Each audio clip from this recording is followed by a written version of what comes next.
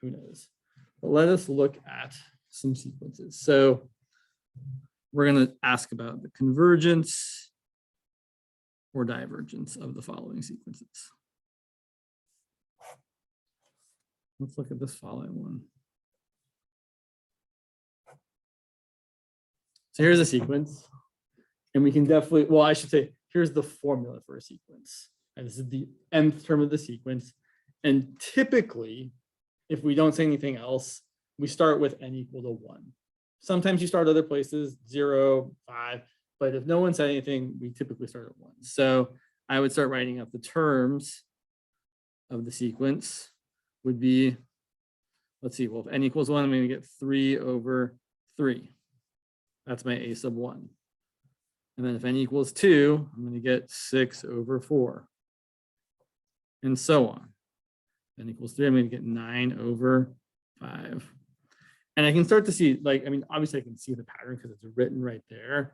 But if I'm thinking about how I'm writing the pattern, I'm really just adding 3 to the top and adding 1 to the bottom.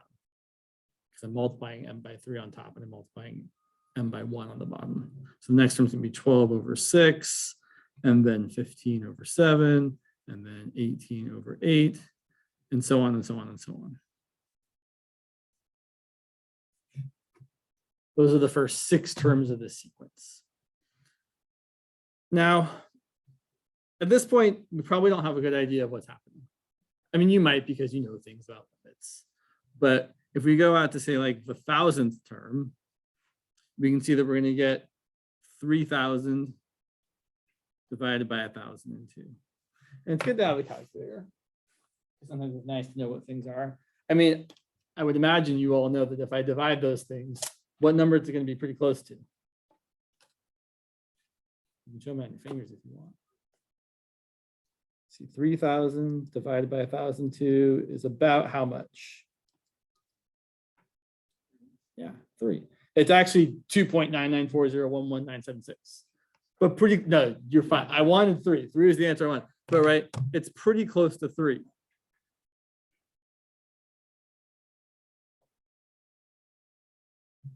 So we're of the mind, this probably converges to 3.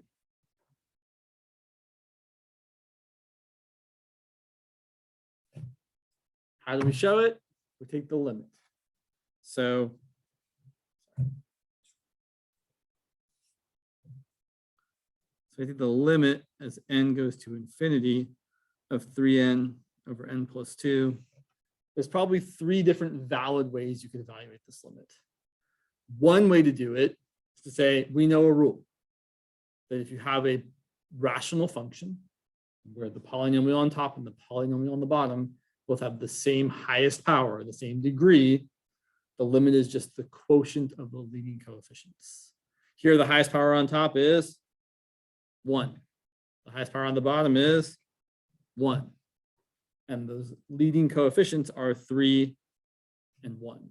So the limit here is 3 over 1, which is 3. The longer way of doing it is to divide everything by the highest power of n. So you could also say this is the limit as n goes to infinity of 3n over n plus 2.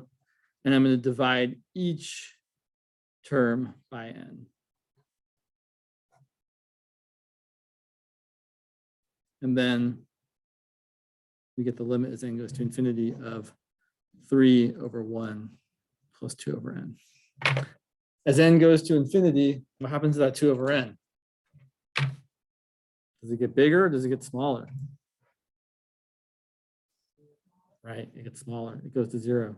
So we end up with 3 over 1 plus 0. Just 3.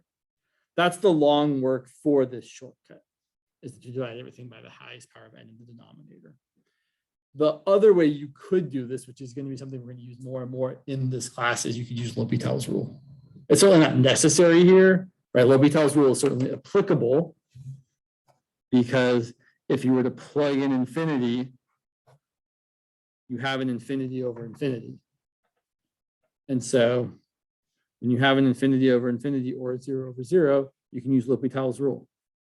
Say, well, that's going to be the limit as n goes to infinity of the derivative of the top over the derivative of the bottom. And the limit of 3 is 3. Right? The limit of a constant is just a constant. So there are lots of ways to evaluate limits. There are lots of rules we learned back in 21A about how to deal with limits of certain types. A lot of the limits in this class are going to be indeterminate, meaning infinity over infinity, or 0 over 0, or something like infinity to the 0, or something like that. So we're going to have to use L'Hopital's rule maybe a lot more than you did before. It's definitely something that comes up not infrequently in this class. Let's look at some more examples. Again, I try not to say this too much because it gets, I have to repeat myself. If you have questions, please ask them. I try not to ask for questions all the time because it's just like, okay, I'm going to say questions. And you guys will be like, all right, then wait and move on. But really just feel free to stop me. I will just keep talking and talking and talking, which is not my usual kind. Like in class, like real life, I'm not such a big talker, but in class, I'm like, yeah, I can talk all the time. It's math. But you should feel free to interrupt, raise your hand, say, hey, James, I have a question about that. Please, please stop me if you want clarification or you want me to address something else. So let's look at this next sequence. 2n cubed over n squared plus 1. It's good to be able to write out terms. It's not super important. So we can say our first term is going to be 2 over 2. Our second term is going to be, let's see, 2 times. So sometimes we could probably add the second term is fine. 2 times 2 cubed is 16. 2 squared plus 1 is 5. Eventually, though, things start getting kind of big. Like if I plug in 3, okay, 2 times 3 cubed, 2 times 27, 54, right? That's still within the realm of reason. 3 squared plus 1 is 10. But eventually, I don't really want to have to do the mental arithmetic. So what I'm going to start doing is I'm just going to start saying, well, when I plug in 4, I'm going to get 2 times 4 cubed over 4 squared plus 1. And the next one, I'm going to get 2 times 5 cubed over 5 squared plus 1. And if I go out to the 1,000th term, just kind of my go-to big number to plug in is 1,000 because it's like not too big. I'm going to get 2 times 1,000 cubed over 1,000 squared plus 1. And if you look at that, I essentially have, let's see, 1,000 times 1,000 is 1,000,000 times another 1,000 is 1,000,000,000. I have 2 billion on top, and I essentially have 1,000,000 on the bottom. So the 1,000th term is approximately 2 billion divided by 1,000,000. I'm ignoring the plus 1 because 2 billion divided by 1,000,000 is approximately 2,000. So when I plug in 1,000, I get about 2,000. And it looks like this is going to keep getting bigger and bigger and bigger. And it is because the degree on top is larger than the degree on the bottom. So we could say that the limit as n goes to infinity of 2n cubed over n squared plus 1 is going to be infinity. Because the degree on top is strictly larger than the degree on the bottom. You could also use L'Hopital's rule here. Could use L'Hopital's rule here. This is allowed. Right? Do we have infinity over infinity? Yeah. If you plug in infinity, you get infinity over infinity. So what happens if we use L'Hopital's rule? So let's see. I get 2n cubed over n squared plus 1. Using L'Hopital's rule, I have now the derivative of the top is 6n squared. The derivative of the bottom is 2n plus 1. I still have infinity over infinity, which means I probably do it again. If I do it again, the derivative of the top is 12n, the derivative of the bottom is 2. So now I have 6n. I'm taking the limit as n goes to infinity of 6n. And as n goes to infinity, what happens to 6n? It goes to infinity. Right, we can't use L'Hopital's rule again because it's no longer an indeterminate form. It's not infinity over infinity. It's infinity over 2. So what does this mean? What did it mean in the previous one, actually? Go back for a second. In this one, we should have said this converges to 3.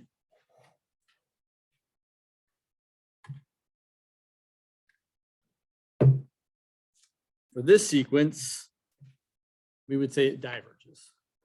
So this sequence, an equal to 2n cubed over n squared plus 1, diverges. Most of the time, we don't care what it diverges to. Sometimes it just diverges because it keeps oscillating back and forth and you just say it diverges. This one you could say if you wanted to, it diverges to infinity. That's not really that important. It's something we use more for when we talk about improper intervals, like in 21b, when you're finding if an integral converged or diverged. Sometimes you might be asked, does it diverge to infinity or not?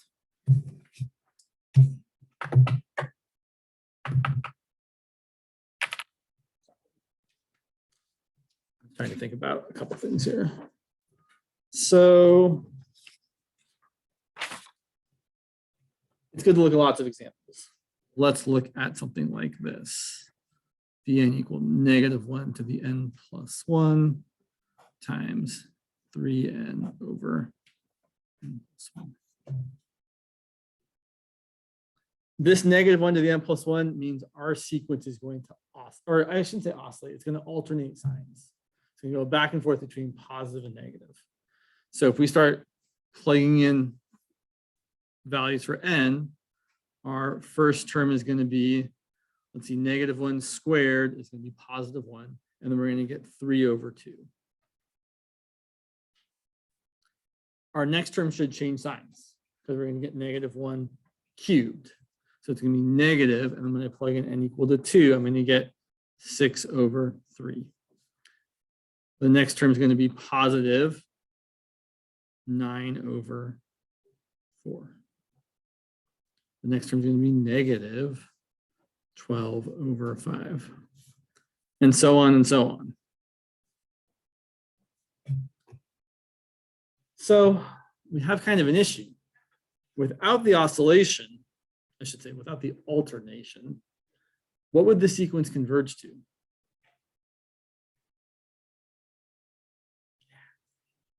You guys can say things, it's okay.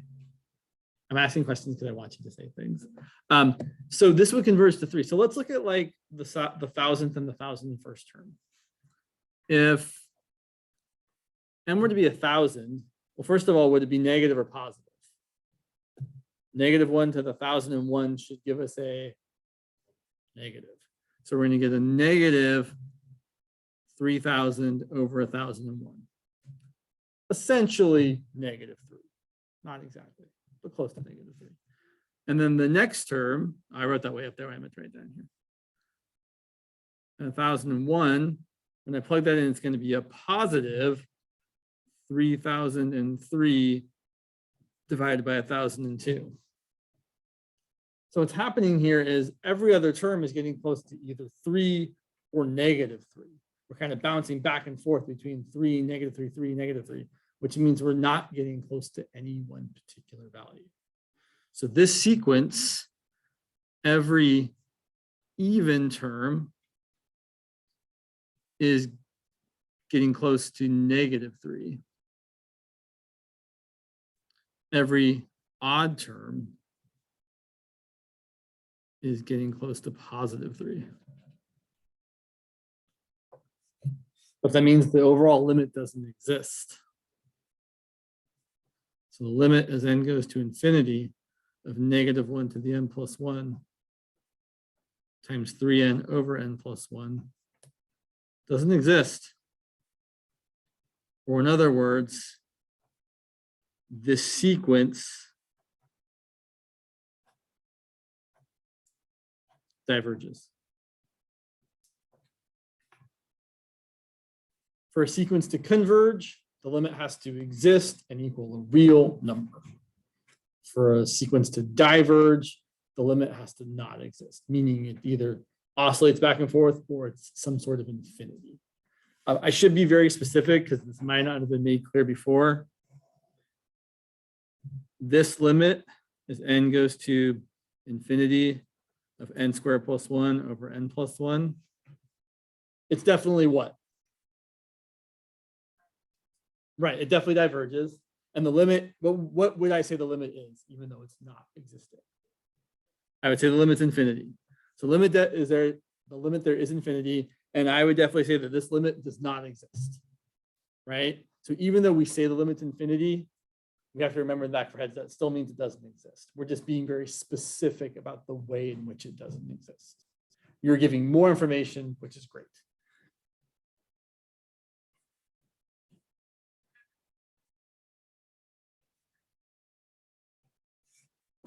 So the sequence would diverge.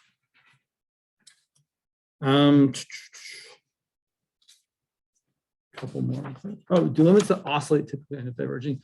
I'm going to use a slightly different word. And so I know there's two words here, and they're slightly different. There's alternate and there's oscillate. Alternate we specifically use when we change signs every other term. Oscillates can be a little different. It can mean that, but it can also mean like you kind of just go back and forth. So an example of an oscillating sequence would be something like a sub n equal to sine of n. This oscillates. It goes back and forth between +1 and -1. But if you actually look at the terms, I'm not going to write them out because I don't know them. But if you start thinking about the graph of sine, there's pi over 2, there's pi, there's 3 pi over 2, there's 2 pi. So sine starts at 0, then goes up to 1, back to 0, down to -1, back to 0. So it looks kind of like this.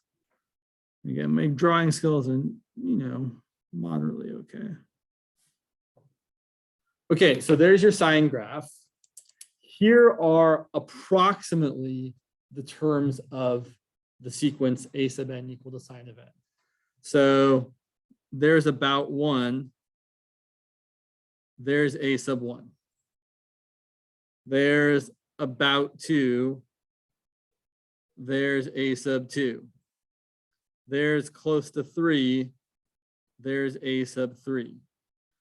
4 might be about there. So what I'm saying here is that this sequence definitely oscillates.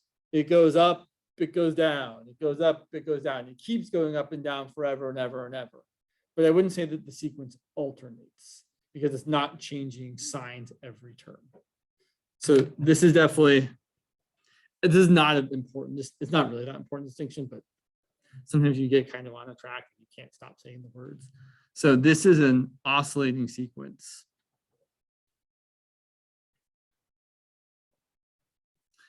And it definitely doesn't converge, right? If you look at this function here, it keeps doing this. It's never going to get close to one particular value. So this limit, as n goes to infinity, of sine of n certainly does not exist. And we would say that the sequence diverges. Now, to answer your question, Ravina, yes, limits that oscillate typically end up diverging with one exception. Or I'm actually answering a slightly different question. Limits that alternate typically end up diverging with one exception, when the non-alternating part goes to 0. So for example, this sequence, -1 to the n times 3n squared plus 1 over 5n cubed plus 2n plus 8. This is going to converge. Because if you look at the non-alternating part, what's that going to converge to?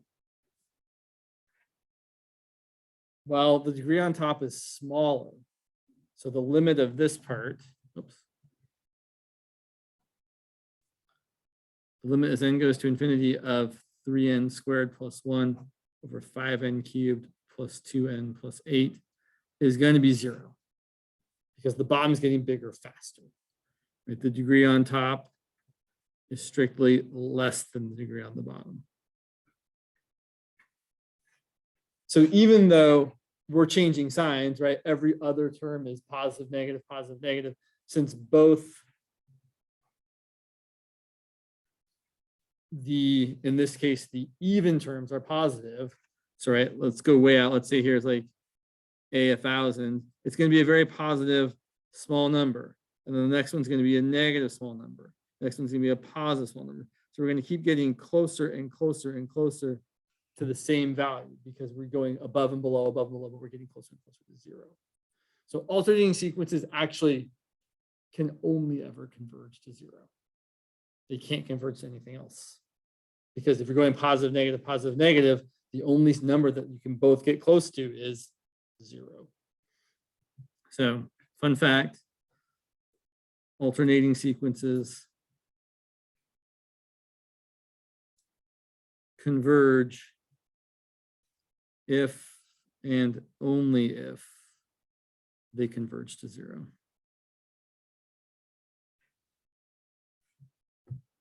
Yeah.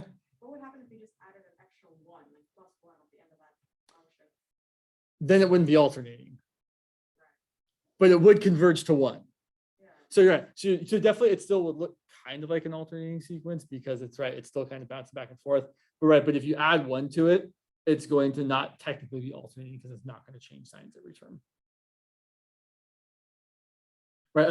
It might start off changing signs every term. Like for example, let's look. So yeah, let's look at an example. Let's look at something like, trying to think of something good. Sure. Let's look at something like this.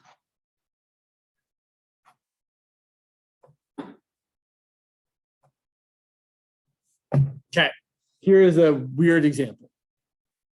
-1/2 to the nth power plus 1/1000.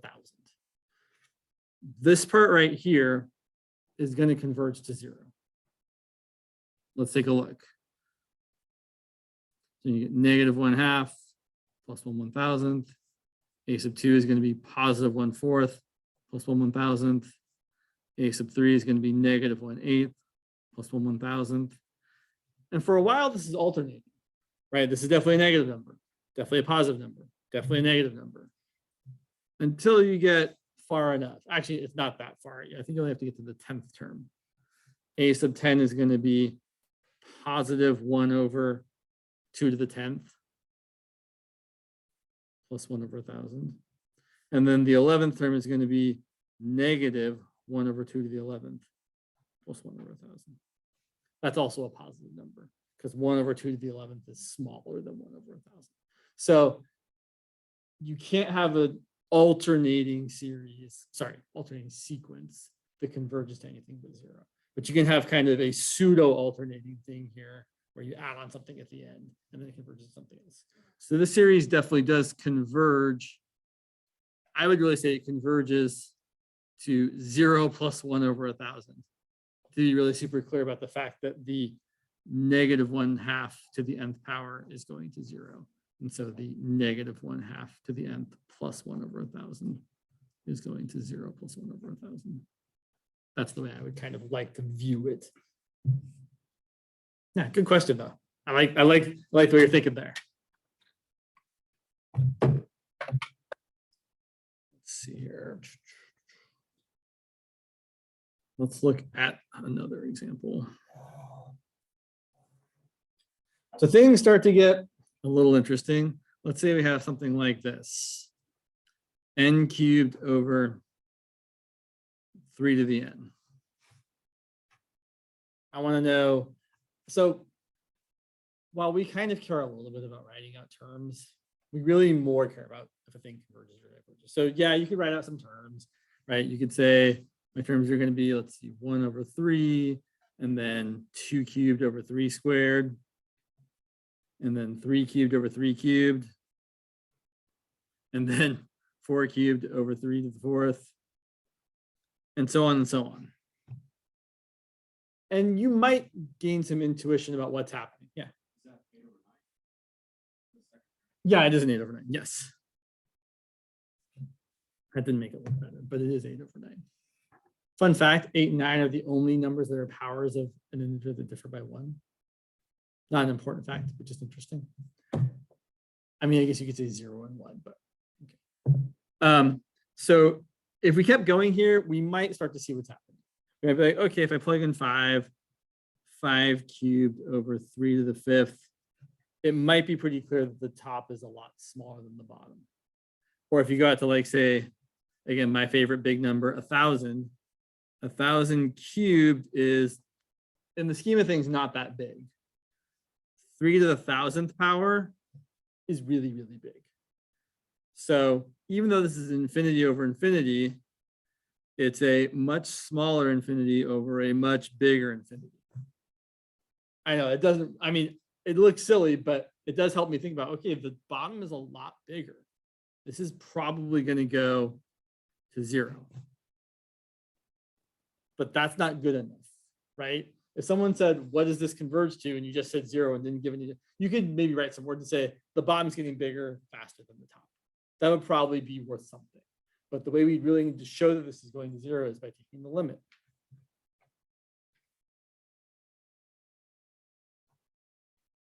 All right, I've got infinity over infinity. Time for L'Hopital's rule. Derivative n cubed is 3n squared. What's the derivative of 3 to the n?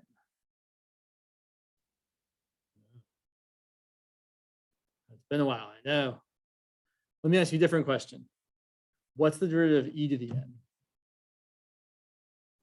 Or e to the x, if you prefer. Right. Exponential functions are mostly just their own derivatives.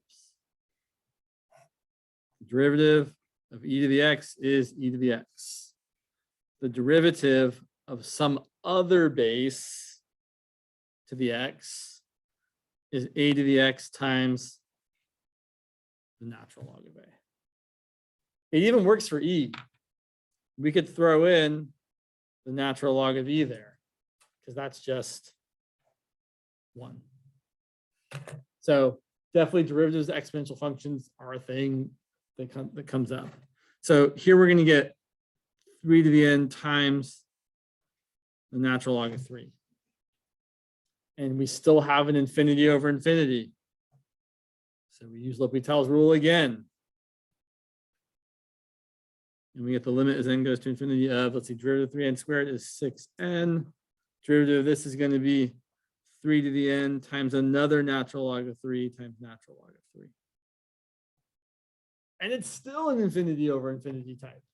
Because as n goes to infinity, 6 times infinity, still infinite. As n goes to infinity, 3 to the infinity, still infinite. But you can probably see what's going to happen at this point. We're going to use L'Hopital's rule one more time.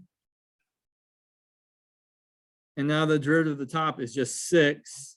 And the derivative of the bottom is 3 to the n times natural log of 3 times natural log of 3 times natural log of 3.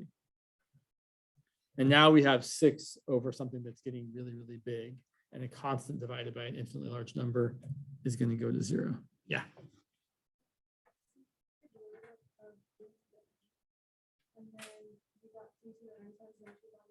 Right. Right. The reason I didn't is because natural log of 3 is a constant. And so it's kind of like I'm taking the derivative of 3 to the n times 5. So just to be super extra clear here, if I was going to take the derivative of, make sure you guys can see that. If I was to take the, I'm going to change up a little bit. Let's say I want to take the derivative of 5 to the x. It's going to be 5 to the x times the natural log of 5. And what I really want to make super extra clear is this here, I don't know what that number is. It's probably 1 point something. Definitely not 2. But this number is a number. It's a constant. And so when I take the second derivative, right, if I'm going to take the derivative of this thing, what I like to say about constants when I'm taking derivatives is they hang out. Right? If you have a constant multiple, it's just going to stick around. You could even, if you want, put it in front of the derivative and say that's natural log of 5 times the derivative of 5 to the x. And then the derivative of 5 to the x is going to be another 5 to the x times natural log of 5. So that's why I'm getting just another natural log of 5 every time I take the derivative of 5 to the x times a bunch of other stuff because the other stuff is just a constant. Yeah, this kind of constant thing with a natural log comes up kind of frequently in this class. So it's something we definitely want to get used to thinking about. Oh yeah, natural log of 5 is just a constant. It's kind of a weird constant, but it is a constant. Yeah. Other questions? What was that limit again? Yeah, the limit was 0, which wasn't surprising to us, right? We knew that the denominator was a much, much bigger type of thing than the numerator. So we were like, oh yeah, if you have a fraction where the denominator is a lot bigger, the whole thing should be getting smaller and smaller and smaller. All right. Oh yeah, we got, is that clock is not even close to right. What time is it? Okay. What time is class end? 3? All right, it's 2:30. Yeah, I keep track of time. So here is an example that comes up semi-frequently. Let's look at something like 5 to the n over n factorial. Factorials are interesting and problematic. They're problematic because they don't really lend themselves to being able to be taken the derivative of. Even though this is an infinity over infinity type, right? As n gets large, 5 to the n certainly gets large. I should really, let me fix this. If I'm taking the limit of this, I'm going to get infinity over infinity. And we can't use L'Hopital's rule here. If you see a factorial, you should automatically think L'Hopital's rule not on the table. This doesn't work. We don't know how to take the derivative of this non-continuous function. So what do we do? This is where we start just kind of writing out terms. So let's actually write up this. So sometimes actually writing out the terms of the sequence is the only way to see what's happening. So let's write them out. So the first term is going to be 5 over 1 factorial, which is just 5 over 1. The second term is going to be 5 squared over 2 factorial, which is 25 over 2. The third term is 5 cubed over 3 factorial, which is 125 over 3 times 2 times 1, which is 6. Seems like things are getting bigger, right? I mean, if I actually think about this in a systematic way, on top I have 5 times 5 over 2 times 1. Here I have 5 times 5 times 5 over 3 times 2 times 1. So far in each of the subsequent terms, the numerator has gotten larger than the denominator has, right? The numerator has gotten multiplied by 5. The denominator has gotten multiplied by 2 or by 3. So you might start to think, it looks like this thing's getting bigger and bigger and bigger, right? This is definitely 25 over 2 is like 12-ish. 125 over 6 is about 20-ish, slightly less. But we have to keep going, because if we see the fourth term is 5 to the 4th over 4 factorial, which is 5 times 5 times 5 times 5 over 4 times 3 times 2 times 1. We took our previous term and multiplied it by 5/4. Okay, it still got a little bit bigger. But now is when things happen. The fifth term, which is 5 to the 5th over 5 factorial, which is 5 times 5 times 5 times 5 times 5 over 5 times 4 times 3 times 2 times 1, is actually the same as the previous term. You take the previous term, we multiply by 5 over 5. We didn't change anything. And now what's going to happen is the next term is actually going to get smaller, because 5 to the 6 over 6 factorial is the previous term multiplied by 5/6. It got smaller because we multiplied by a number that was less than 1. So what do? Well, we say that, and this is always where I'm always like, what do we do exactly? We do that. So essentially what we can say is these terms are going to get smaller and smaller and smaller. If I want to be kind of systematic about it, I can say, well, let's look at a sub n, that's 5 to the n over n factorial, And actually, we're going to write it out kind of in a lengthy way. So here's what we're going to do. We're going to say this is a bunch of 5s. Which I know is kind of not great. And then the same kind of terms for the n factorial. So it's going to be n minus 1, n minus 2, all the way down to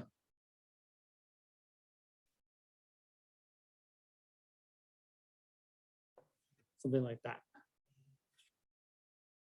And then here's what we're going to do. We're going to break it up in kind of a convenient way. We're going to say, well, this is something.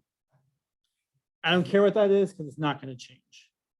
It's 5 to the 4th over 24. Or 5 to the 5th over 120, but you can cancel these 5s. So, right.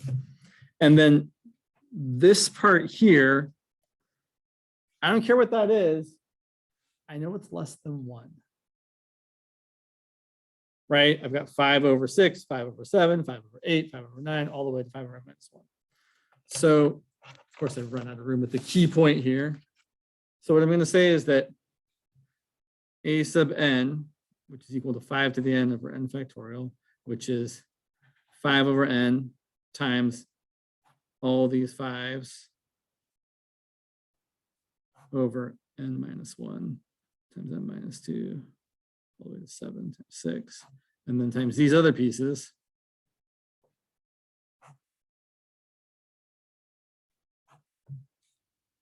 This is definitely less than 5 over n times 1 times this number here, which I guess is 5 to the 5th or 5 factorial.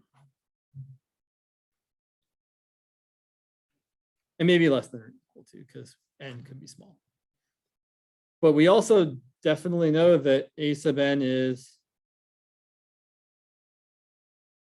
greater than or equal to 0. For sure, right? Every term, as long as n is positive, which it is, right? We're starting at n equals 1. Each of these terms is positive. We wrote them out. If they're up here, first term is positive, second term is positive, right? There's no negative numbers possible. So this is the time for the squeeze theorem. This is between these two things. The limit as n goes to infinity of 0 is 0. And the limit as n goes to infinity of this thing here, 5 over n times 1 times a constant that I don't really care about. Well, this stuff doesn't matter. What's going to happen to 5 over n as n goes to infinity? It'll be 0. Oh, sorry. Yep. Thank you. So if the limit of that's 0 and the limit of that's 0, we have no choice. The squeeze theorem tells us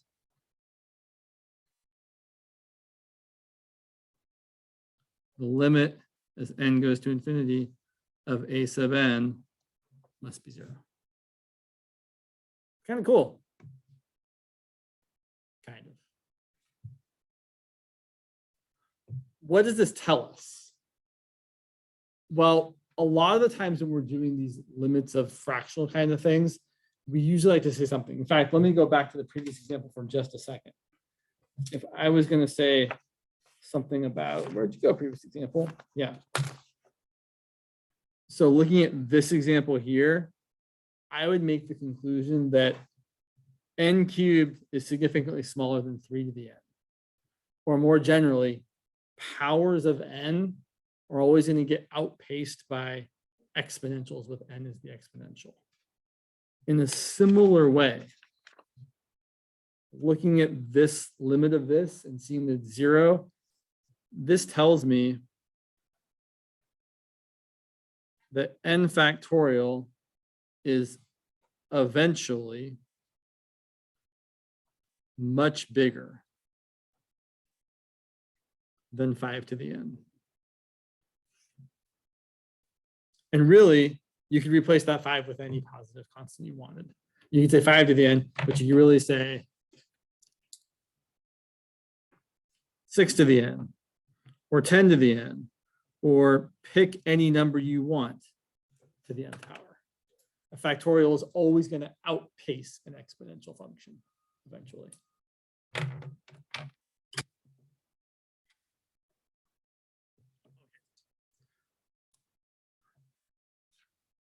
So factorials outpace exponentials, and exponentials outpace polynomials. We have the proof. We've seen it. The limit was 0. Let's look at one more really important limit because it's going to come up not infrequently. Let's say our sequence was this lovely sequence, 1 plus 1 over n to the nth power, which you may have seen in the past. So we start writing out some terms. A sub 1 is 2 to the first. A sub 2 is 1 plus 1/2 squared. A sub 3 is 1 plus 1/3 cubed, and I don't know what that is. Things start getting big fast, and so on. A sub 1,000 is 1 plus 1 over 1,000 to the 1,000th power. Which, oh, sorry, you might like to see the things. Which we might guess, if we weren't looking that carefully at it, was going to be pretty close to 1. Right? You've got a number that's, 1.001. Right? That's pretty close to 1. If you think you multiply a number that's close to 1 by itself a few times, it's still going to be close to 1. And we would be wrong. If you actually plug that in, 1.001, in fact, let me show you guys so you don't think I'm lying to you, raised to the 1,000th power, it's kind of big. It's definitely not close to 1.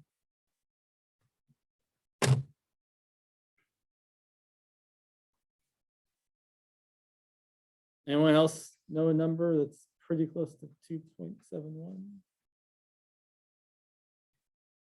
Everyone's favorite or second favorite irrational number? E.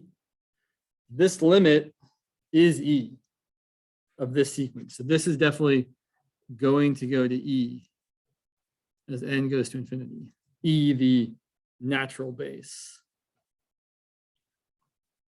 So how do we show it? Well, it is, I will say, it is important to be able to show it and not just, so it's good to know it for sure.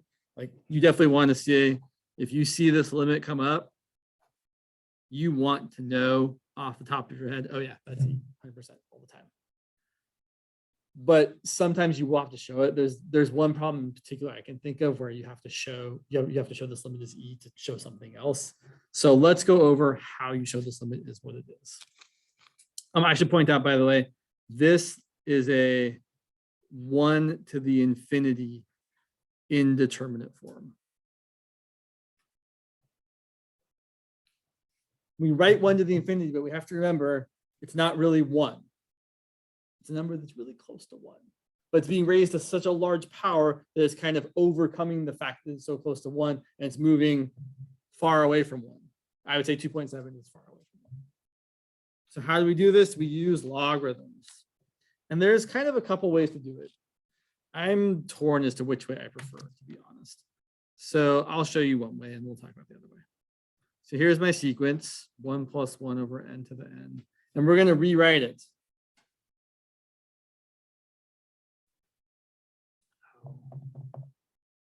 No, he didn't say, okay.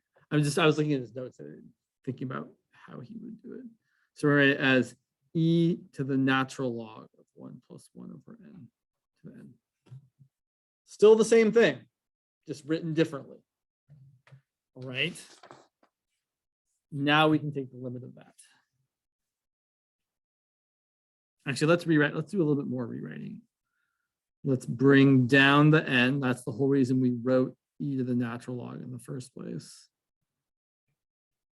And then let's actually bring this n down as a 1 over n. in the denominator.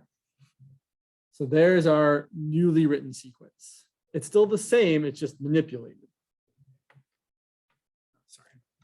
So maybe that's not good.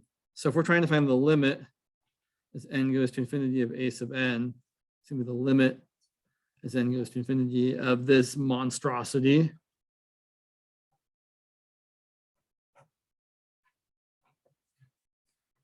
Okay, fun fact about limits.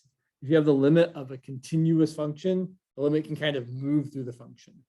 So if I have the limit as n goes to infinity of e to the something, that's going to be the same as e to the limit as n goes to infinity of the natural log of 1 plus 1 over n over 1 over n.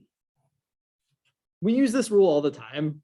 We just don't always really think about it. It's kind of like why, for example, we'll come back to this in just a second. The limit as n goes to infinity of, say, like the square root of 9 plus 2 over n. What's that limit going to be if you let n go to infinity? It definitely show me on your fingers. Yeah, that many. Exactly. Right, because you're saying 2 over n is going to 0, 9 plus 0 is 9, square root of 9 is 3. And that's what you should do, right? You shouldn't really do anything else here. But the work that we're all doing that we're not showing is the following. It's, I can't make myself do. We're moving that limit through the continuous function. The square root of 9 plus 2 over n is continuous, at least on the domain we're looking at. And we can say that's the square root of the limit as n goes to infinity of 9 plus 2 over n. And then we're saying, oh, the limit of that's just 9 plus 0.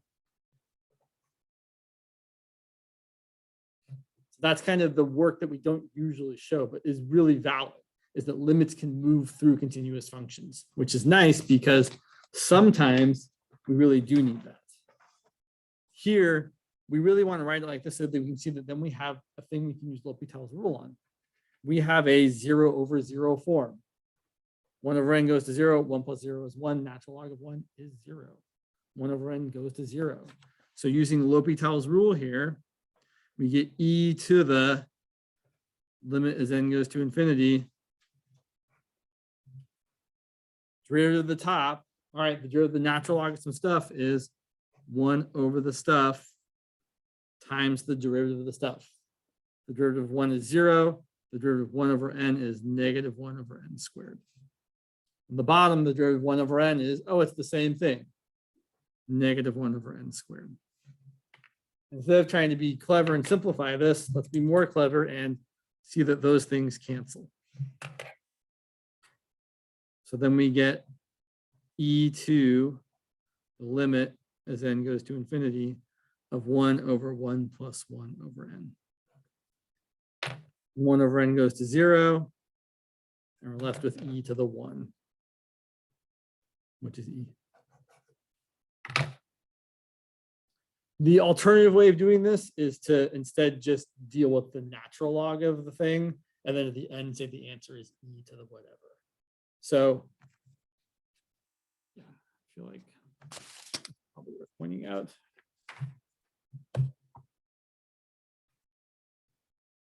So, or you can take the limit as n goes to infinity of just the natural log of 1 plus 1 over n to the n. And eventually you get 1. And then your answer is e to the 1 to undo the natural log that you took. I like that less. I like it equally. I'm fine with either way, but you should definitely try and get comfortable with one versus the other. So you can definitely, I'm saying a thing I haven't shown you. I should probably show the work. So alternatively, you could essentially kind of just do the limit without the e there. So the limit of the thing without the e, all right, if I just take the limit of that part, oh, it's going to be 1.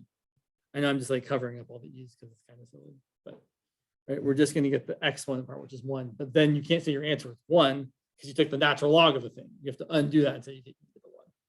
So that's how you deal with this sort of thing. And it definitely comes up.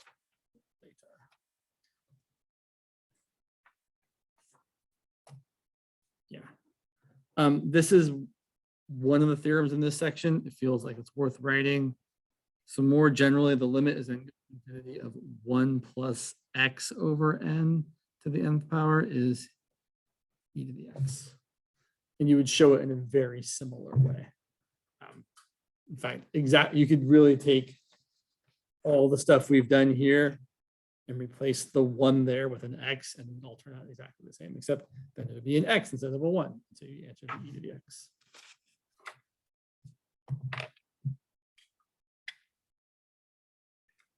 What time is it? Okay. So I should ask you all, has your professor, instructor, whatever they're going by, talked about the limit definition, the precise definition of a limit for these things? So I see some yeses, I see some nos. Okay. We'll save that to next time. So let's do one more thing here. Sometimes you're given a sequence and asked to find the formula for it. And that is sometimes important. Like, for example, this sequence.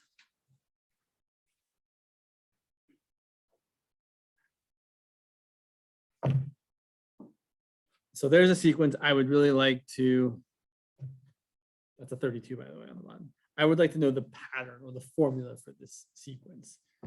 And so typically with this kind of question, you're trying to look for something that seems recognizable. To me, I recognize the denominator as what? I see powers of 2. So I might start thinking, okay, the denominator, that looks like a 2 to the first. That looks like a 2 to the second. That looks like a 2 to the third. That seems pretty convenient. So it looks like my a sub n at least has a denominator of just 2 to the n. And here, after we get the denominator, the numerator is also pretty easy to see because it's literally just 1 less. So you could say, well, that's going to be that. This is certainly not the only way to write it, but it's one way to write it. Another way people might write this is that way, which doesn't seem as obvious from how the formula or how the terms are written, but it would be equally valid. I'm just doing the division there. So I don't want to focus too much on this because it's of mild importance, but let's do 1 or 2 more examples. Let's say we've got this sequence.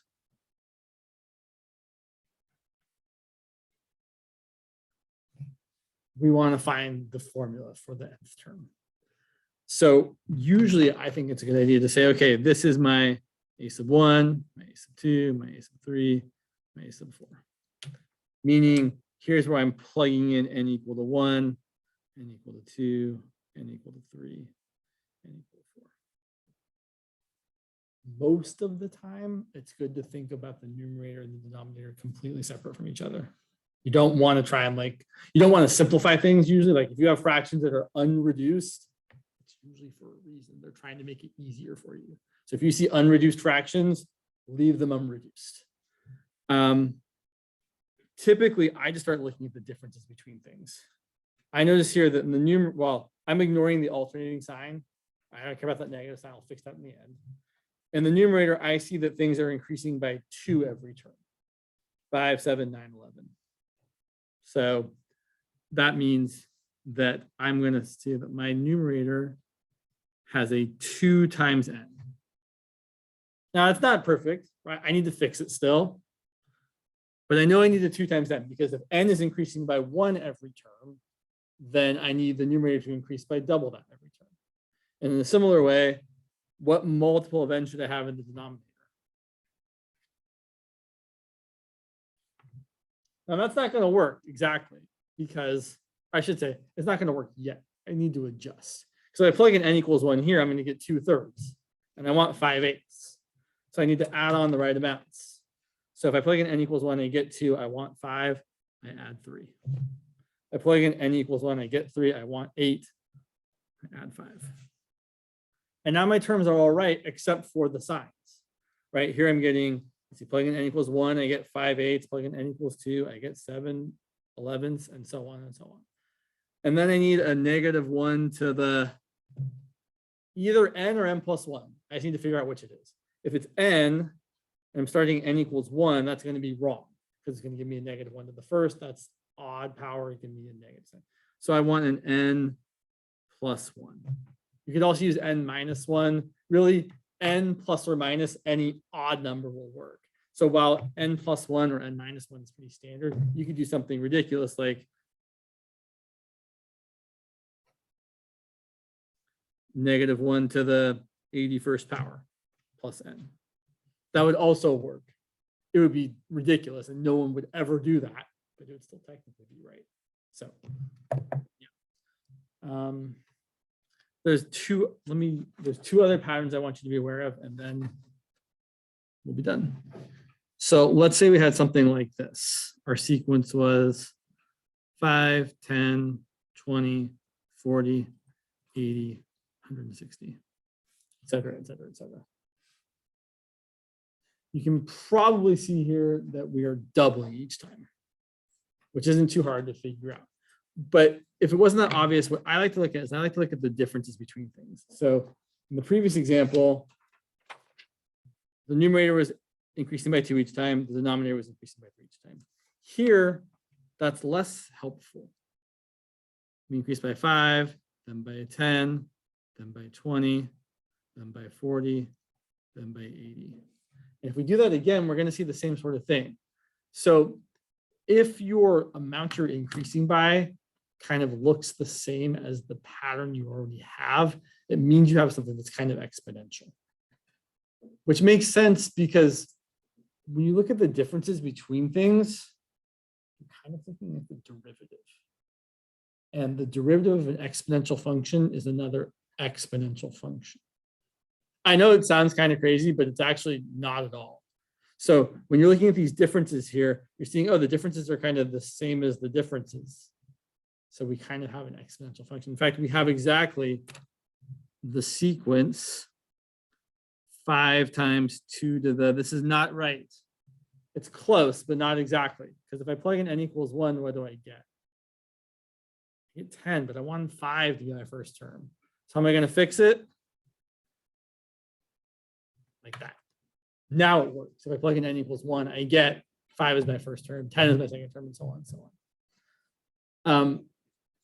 And I really do think it's kind of like if you look at some other pattern, which maybe is a little less obvious, and you see things are kind of, if you look at the differences and the differences are kind of the same each time you do it, as many levels down as you go, you probably have something that's exponential versus something like this.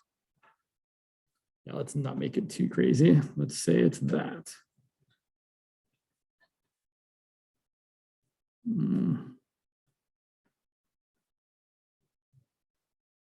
One more. So here's a sequence that may or may not seem obvious to you. It's fine either way. It might seem more obvious if I added 1 to each term.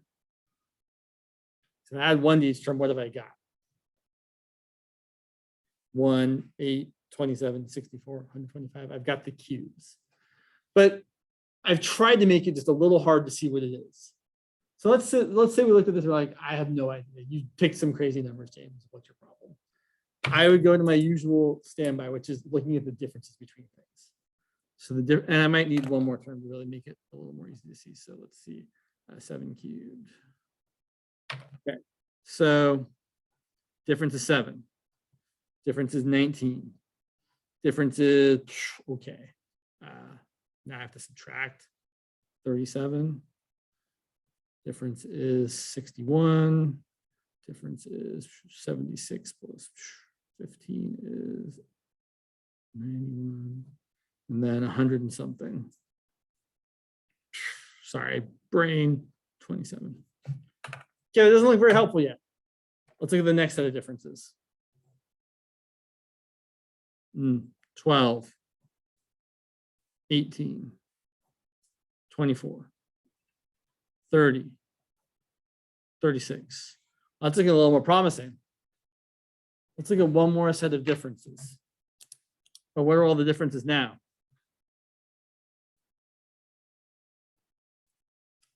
Okay, so this is going to sound a little weird, but here's what I'm seeing. The difference of the difference of the difference is constant. I know a function whose third derivative is constant. It's a cubic, right? F of x equals x cubed. The first derivative is 3x squared. The second derivative is 6x. The third derivative is 6. So if you look at basically, if you keep looking at the differences and you get something that's constant, it means it was polynomial. And you kind of have to go back many steps. Now, it's not a very good method in that finding the actual formula can still be a giant pain in the butt unless it's very kind of obvious. I mean, here we can see like, oh, I'm looking at something like x cubed. So if I let a sub n equal n cubed, I get lucky because, well, if I plug in 1, I get 1. If I plug in 2, I get 8. If I plug in 3, I get 7. I can see, oh, I just have to take off 1 and we're good to go. It's not foolproof, but it is kind of neat. So if the differences kind of keep getting less and less and less and eventually become constant, you've got something polynomial. If the differences kind of never stop, right? If you kept doing this one, the difference is 5, the difference is 10, right? The pattern never ends. You just keep getting the same difference pattern every time. You probably have something exponential, polynomial. All right. That, and yeah. Oh. Yeah. All right, I should stop talking because it's 2:59.